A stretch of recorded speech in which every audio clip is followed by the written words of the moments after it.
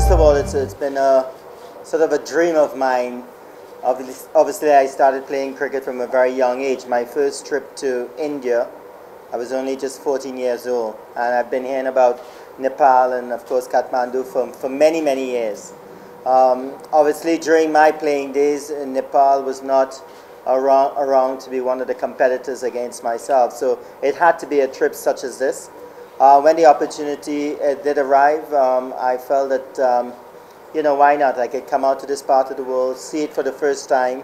Of course, you're associate of the ICC and budding young cricketers here that I would love to meet at some point in time. So for me, it's a great trip because I can tick the box in terms of being able to come to Nepal and see the place, see the people, the hospitality, and to bring along my daughter Tyler as well to have the experience is something special. How you look at it, I think you got to look at it in terms of the size of the country, the ability of the players, and exactly where you are as a cricket playing nation.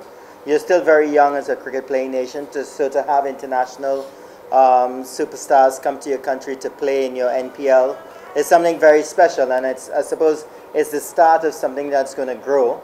Of course, T20 is a wonderful version of the game. You're getting a lot of new sponsors and a lot of new spectators. It's a very exciting version of the game.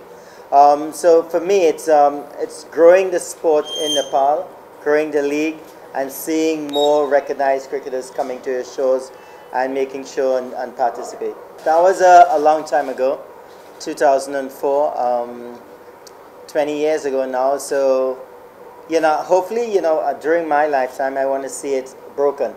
And I believe with the advent of T20 cricket and how aggressive and attacking young players are, I think that you're going to see someone passing that score at some point in time.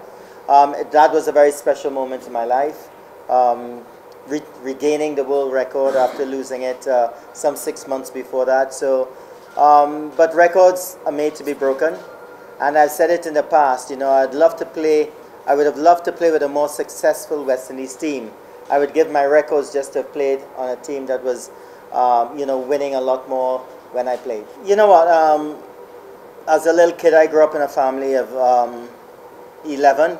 I had 10 siblings, a very big family, and 6 bigger brothers. And it was always a dream of the family to have someone go on to play international cricket. I was the last boy, so I suppose I was the last effort in trying to get that sort of position in the family. I don't know if I'm a maestro, but I think that I'm a very proud member of the Lara clan to have played for the West Indies, to have represented the West Indies for 17 years. It was a dream of mine.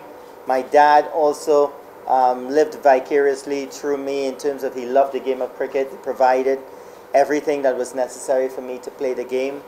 Even though we came from a very big family in a sort of middle-income, 3-bedroom house, all of us enjoyed ourselves living there. But yeah, it's just to fulfill that dream to play for the West Indies, to play alongside the greats of Vivian Richards, Gordon Greenidge, Desmond Haynes, the late Malcolm Marshall.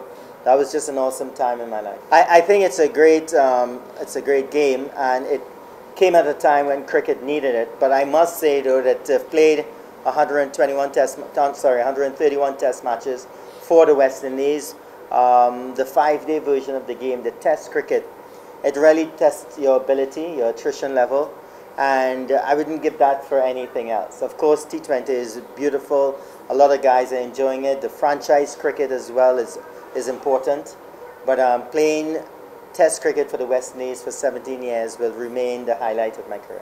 Well, my nemesis, the person that got me out the most was definitely Glenn McGrath, an awesome bowler, Australian, and of course Australia toppled the West Indies in the mid-90s as the #1 team in the world. But for me, the greatest fast bowler that I've seen, played against, was Wasim Akram from Pakistan. He was definitely a bowler that can make you look pretty ordinary when he's at his best. Well, you know, I'm not sure. Okay, if you're thinking the best batter, I think obviously the record of a Joe Root at present. That's just going on record. But if you want to know the batter that I like the most, it will definitely be Jaswal. And the bowler that is definitely the best in the world right now is Jasprit Bumrah. I think he's awesome, and the way he operates in all versions of the game, T20, the limited overs, Test cricket, is just tremendous to see the ability of such a bowler. Well, I think one thing I can say there is that if you have a dream, it doesn't necessarily have to be just in cricket. It could be in other sports, it could be in academics. I think it's very important to follow your dreams. I think it's very important to understand that along the way you're going to have a lot of stumbling blocks. You're going to face hurdles, you may even face failures, but that's what brings out the best in you.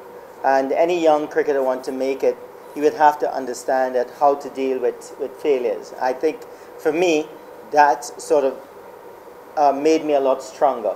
So I would urge any young sports person, male or female, to stick with it, work hard, and I can tell you one thing, success loves somebody that works hard. And the discipline and dedication is very important.